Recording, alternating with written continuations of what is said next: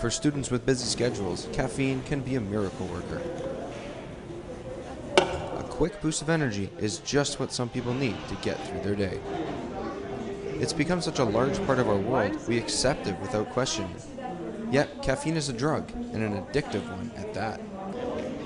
But in this day and age, coffee is no longer the sole source of caffeine. Now there are a multitude of products that promise to stimulate both body and mind.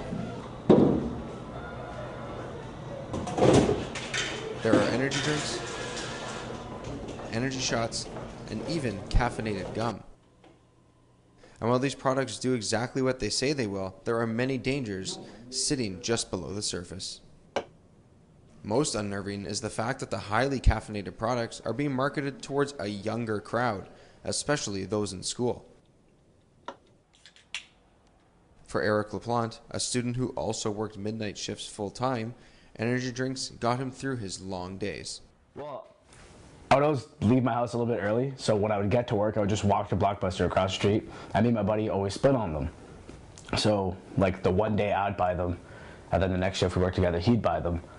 So we always, always have some, but I would stay up till like 6 in the morning, then go to school. Like, no sleep at all, pretty much, and then go to work. So I would just drink them and give me that little boost.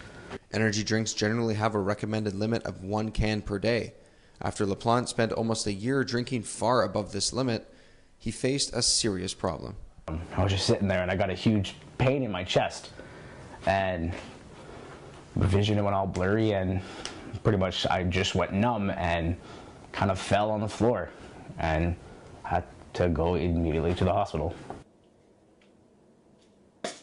His doctor told him he was incredibly close to having a heart attack, and to this day has to take pills to help regulate his heartbeat. There were other consequences and potential health risks. Yeah, because the amount of sugar that you consume in 1 can is ridiculous, and I would have 2, plus everything else in my day.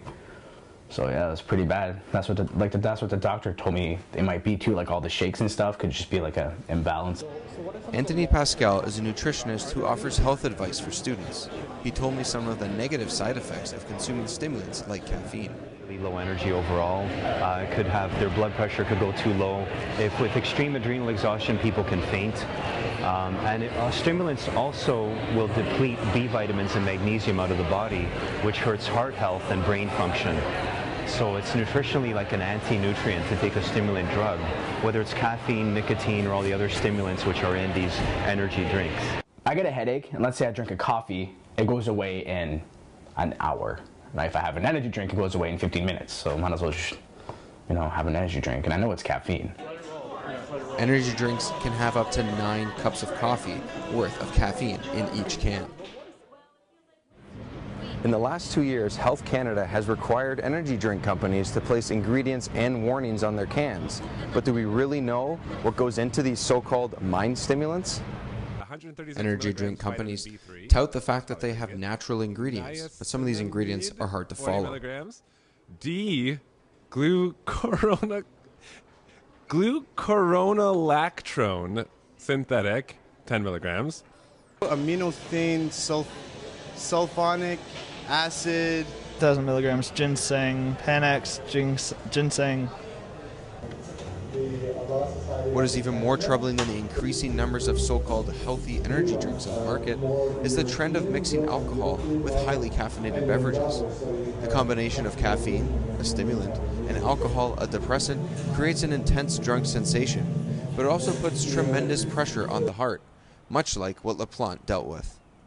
What can you do? Pascal also spoke about what happens to the body when we consume energy drinks, and also offered some sound advice. But once the caffeine or the ephedrine or the yerba mate or the cola nut or whatever stimulant is in there wears off, the person's actually, so they're here, they take the energy drink, and then they end up here when the energy drink crashes, so they're below where they were, right? So a real way of picking up energy is the stuff that we know. Sleeping well is a huge one, drinking enough water, nourishing your body in a well way. So, if you're having trouble with low energy levels, follow Pascal's advice as opposed to an easy caffeine fix.